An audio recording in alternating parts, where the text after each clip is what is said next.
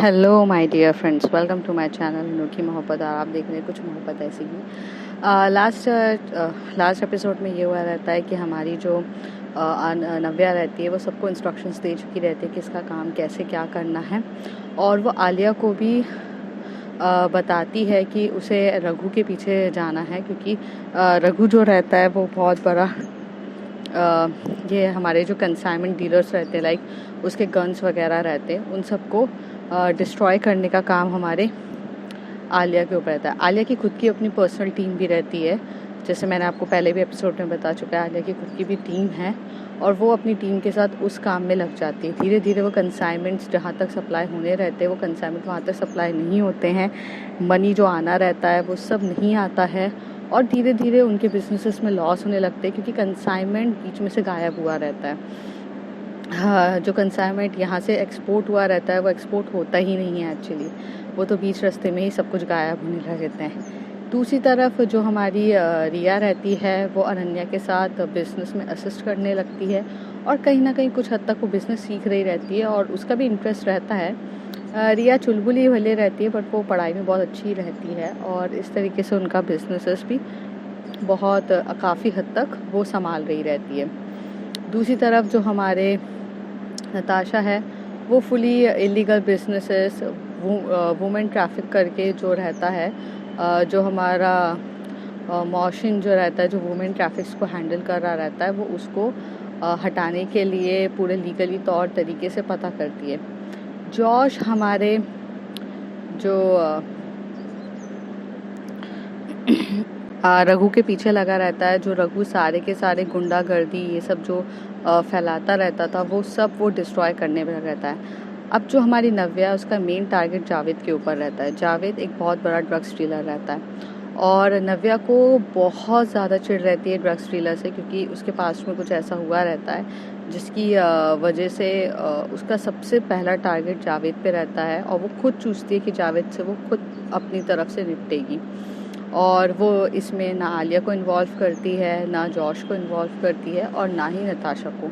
सबके अपने अपने एक टारगेट हो चुके रहते हैं, सब उधर ही फोकस पे लगे हुए रहते हैं। ये सब लाइफ अच्छी खासी चल रही रहती है। तो एक दिन ऐसा होता है कि सब कुछ कंट्रोल में हो चुका रहता है, कंसाइनमेंट्स गायब होने लगते हैं। जॉश भी अपना ये जो गुंडागर्दी है वो कई हद तक ख़त्म करवा देता है, क्योंकि जॉश भी फाइटिंग स्किल्स में बहुत अच्छा रहता है, मार्शल आर्ट ट्रेनर रहता है। तो वो कई हद तक गुंडों को खुद ही अकेले वन मैन आर्मी की तरह ख़त्म करना रहता है और उसकी खुद की भी टीम रहती है तो कर रहा रहता है। आलिया कंसाइनमेंट्स गायब कर देती है और जो नताशा है वो लीगली तरीके से वुमेन ट्रैफिक्स को बंद करने के लिए, वुमेन्स राइट के लिए, हक के लिए लड़ना स्टार्ट कर देती है। और जो भी वुमेन्स यहाँ से डिपोर्ट हुए जाते हैं कहीं और कंट्रीज़ में, वो सब वहाँ पर जाके बहुत कहीं हद तक कंट्रोल हो रहा रहता है। लेकिन हमारी जो नव्या है वो जावेद के साथ कुछ नहीं कर रही रहती है। वो सबसे पहले वो जावेद का सारे सेल्स पता करती है कि कहाँ पर ये ड्रग सप्लाई हुआ रहता है और धीरे धीरे पहले लोकल बंदों को मार रही रहती है। चाहती तो वो जावेद को डायरेक्ट मार सकती थी, बट वो मारना नहीं चाहती थी। वो ये देखना चाहती थी कि इस ड्रग्स की वजह से कितने लोग अफेक्टेड हो रहे हैं। उसका मेन टारगेट सिर्फ ड्रग्स डीलर को हटाना नहीं था।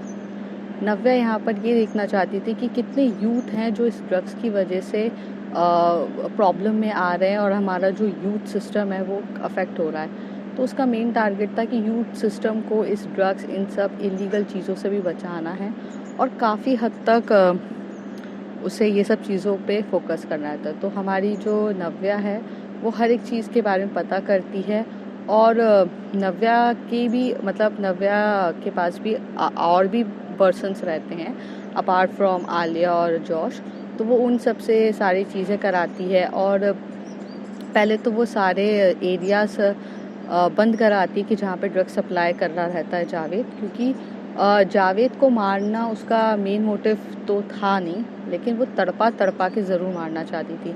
वो उसे वही बिलखता हुआ, रोता हुआ, तड़पता हुआ देखना चाहती थी जो कभी उसने किसी के साथ किया रहता है। तो वो वैसे ही उसके साथ करती है, सारे इलीगल बिजनेसेस मतलब जो जा रहे रहते हैं वो सब ख़त्म करती है। फिर एक मौका आता है कि जब उसका जावेद से आमना सामना होता है, और जब वो जावेद से मिलती है तो कहती है कि आखिर तुम्हारा और मेरा आमना सामना हो ही गया।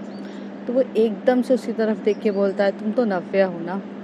तो कहती, हाँ फाइनली तुमने मुझे पहचान लिया, मुझे लगा इस 3 सालों में तुम भूल ही गए होंगे, तो ये सब तुम कर रही हो इन सब के बीच पीछे। तो कहती, और कौन हो सकता है, तुम्हारे तक पहुंचने के लिए तो आना ही था, और मैंने कहा था एक वक्त ऐसा आएगा कि जहाँ हमारी और तुम्हारी मुलाकात होगी, और वो वक्त आ गया है, और इस वक्त का बेसब्री से इंतज़ार किया है मैंने।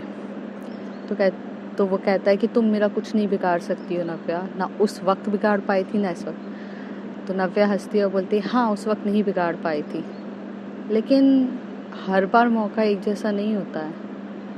आज वक्त हालात सब मेरे फेवर में, उस दिन नहीं थे, उस दिन मैंने कुछ खोया था, इस दिन तुम अपनी जान खो दोगे।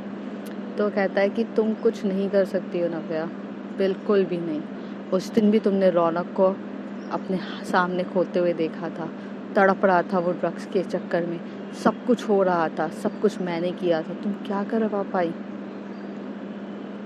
हाई ओवर ड्रग्स मैंने रौनक को दिए थे, तुम तो उसे बचा भी नहीं पाई।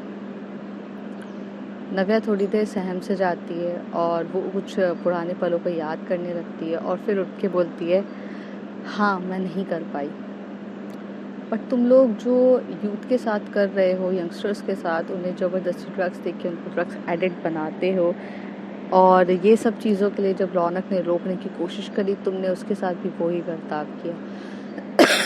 लेकिन तुम भूल गए, मैं रौनक नहीं हूँ, मैं रौनक नहीं हूँ, मैं नव्या हूँ।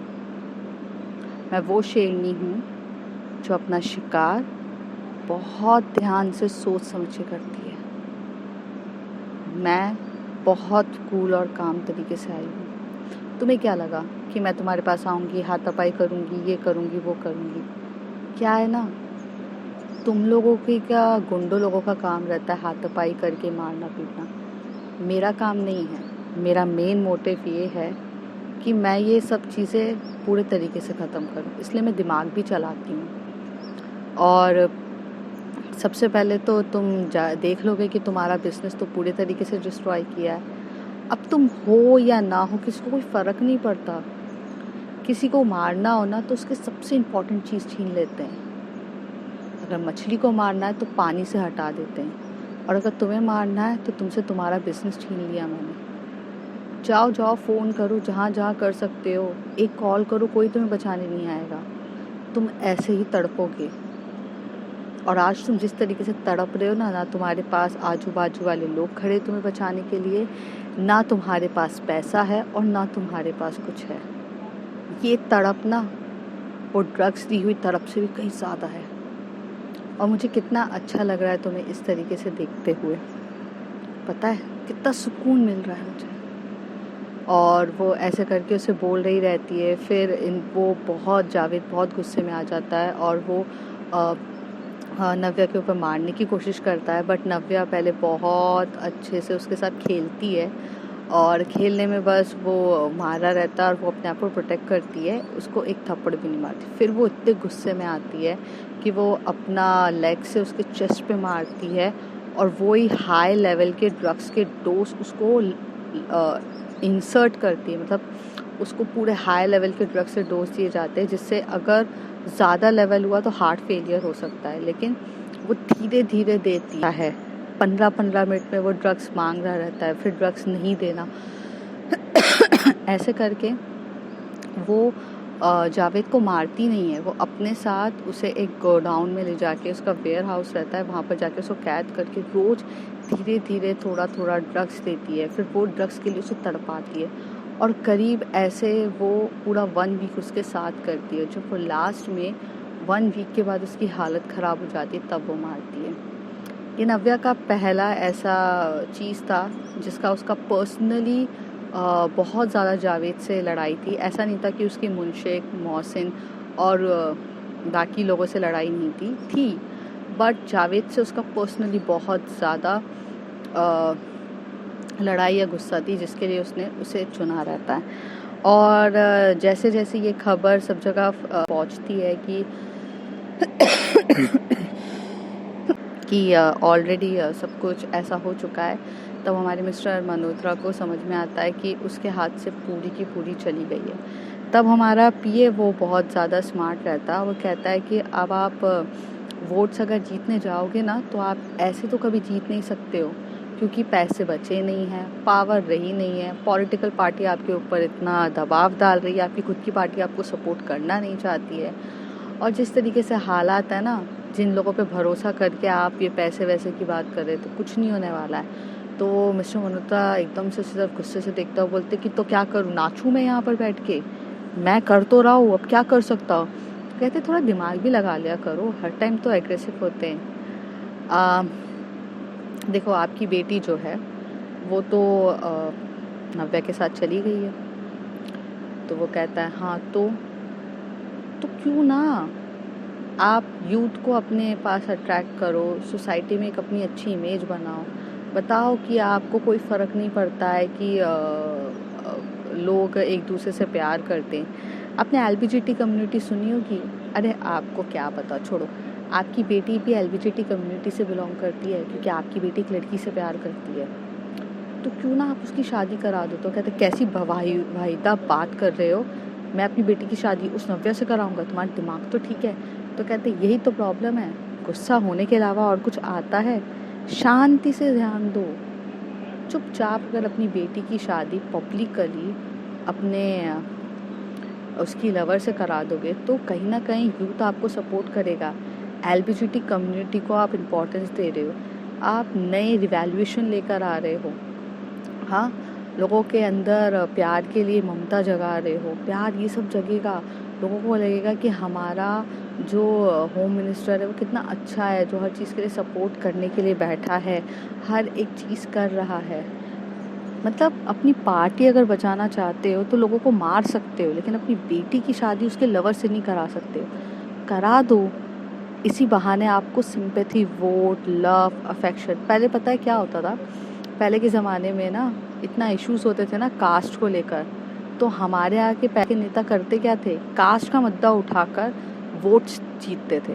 अभी कार्ड्स आई मीन रिलीजियस और कास्ट का भी इतना इशू नहीं रहा है, तो आप डायरेक्ट क्यों नहीं करते हो, अपनी बेटी की शादी कराओ ना, नव्या से पब्लिकली कराओ, 2 लड़कियों की शादी, टॉप हेडलाइंस, आपको सपोर्ट मिलेगा। देखो बचने का तो सिर्फ आपके पास यही ऑप्शन है, और मुझे कोई ऑप्शन दिख नहीं रहा है। चाहते हो तो ट्राई कर सकते हो, वरना कर लो। तो मिस्टर मल्होत्रा वो पीए की तरफ देख के बोलते तुम्हें लगता है वो शादी करेगी? तो कहते हाँ मुझे नहीं लगता वो करेगी, लेकिन वो कर भी सकती है क्योंकि वो आपकी बेटी से रियल में प्यार करती है। बट इतना है कि आपका चेहरा देख के वो मानेगी कि नहीं मानेगी ये नहीं पता, लेकिन अगर उसे मनाना है तो प्यार से उससे बात करो। एक बार पावर आ गई, पोजीशंस आ गई, तो फिर अपनी बेटी को दूर कर देना उससे। पर जब आपके पास कुछ हथियार ही नहीं है तो फिर लड़ोगे कैसे? जंग में लड़ने के लिए पहले हथियार की ज़रूरत पड़ती है, हथियार तो समेट लो, पावर लेकर आओ। पीए उसे बहुत अच्छे से समझा रहा रहता है, और कई हद तक मिस्टर मल्होत्रा ये चीज़ समझ रहे थे। अब देखते हैं आगे कैसे होता है, क्या नव्या रिया से शादी करेगी पब्लिकली या क्या होगा, ये सब जानने के लिए देखिए आगे कुछ एपिसोड्स। तब के बने रहिए अनोखी मोहब्बत तक, और if you like, share, subscribe and thank you.